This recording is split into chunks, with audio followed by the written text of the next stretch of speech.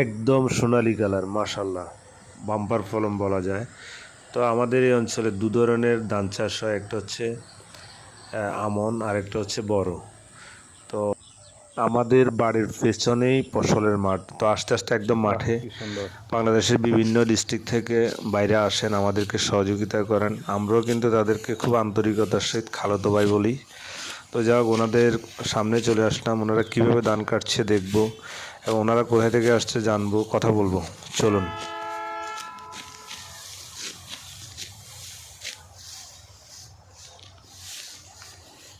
তাহলে দিনটি হলো ৮০০ টাকা করি না? আর চুক্তিতে কাজ করেন না? না, আসছেন কবে? অনেকদিন হয়েছে না?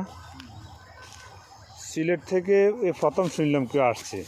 আর সিলেট থেকে আমার একটা লোক আসে না, ময়মনসিংহ থেকে আসে, রংপুর থেকে আসে, তারপরে কুড়িগ্রাম থেকে আসে, লালমনিরহাট থেকে আসে। সিলেট থেকে আসছে আমি প্রথম শুনলাম।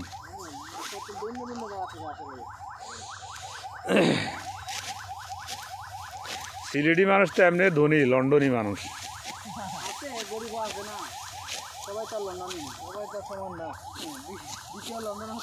হ্যাঁ, দ্বিতীয় লন্ডন সিলেট বলে তো আপনার। তবে ধান এবার কিন্তু অনেক ভালো হয়েছে আপনার, অনেক মাশাআল্লাহ, খুব সুন্দর ধান হয়েছে আপনার। এই যে কি কি সুন্দর ইয়ে দেখা যায়, সোনালি, একদম সোনালি কালার।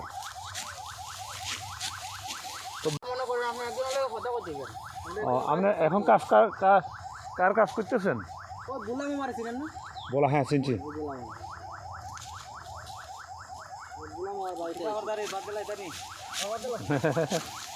না ভাই, আরো আগে বাদ দিলাম না। হ্যাঁ,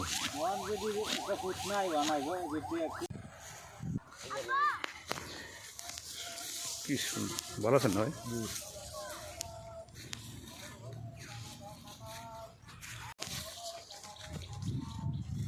তো দেখেন, বিশেষ করে আমাদের খালাতো ভাইরা, ওনারা ধান কাটা শেষ করছে, এখন প্রায় সন্ধ্যা হয়ে যাচ্ছে। তো এই ধান আটি বেঁধে বিশেষ করে ভার বহন করে ওরা নিয়ে যাবে, সেই প্রক্রিয়ায় কাজ করতেছে। এই যে দেখেন কিভাবে এটা নিয়ে যায়। আরেকটা বিশেষ কথা হচ্ছে যে শুধু বাড়িতে নিয়ে গেলে কাজ শেষ তা কিন্তু না, এরপর আরও কাজ আছে। সেটা হচ্ছে যে ধানগুলো সংগ্রহ করার একটা প্রক্রিয়া।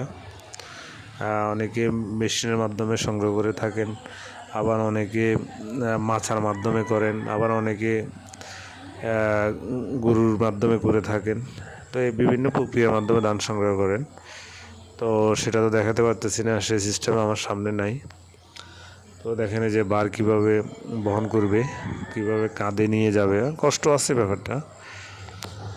তো যাক, বাড়িতে নিয়ে যাওয়ার পরে আরও অনেক কাজ থাকে। এরপরে ধান সংগ্রহের পরে এগুলো শুকাইতে হয়, এরপরে আবার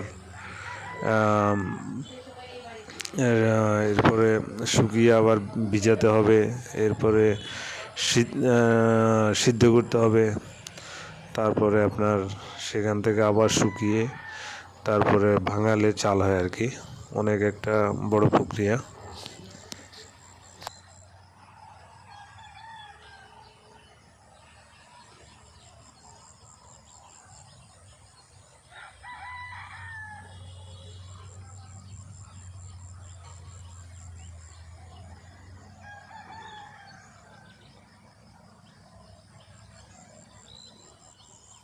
আরেকটা কথা বলে রাখি, এই যুগে আমাদের ছেলেপেলেরা অনেকে জানেই না কীভাবে চাল উৎপাদন হয়। ওরা ধারণা করে যে বাজার থেকে বা আড়ত থেকে চালের বস্তা নিয়ে আসতেছে, মানে সেখান থেকে চাল হয় বা বিদেশ থেকে আমদানি করা হয়। আসলে ব্যাপারটা ওরা জানেই না।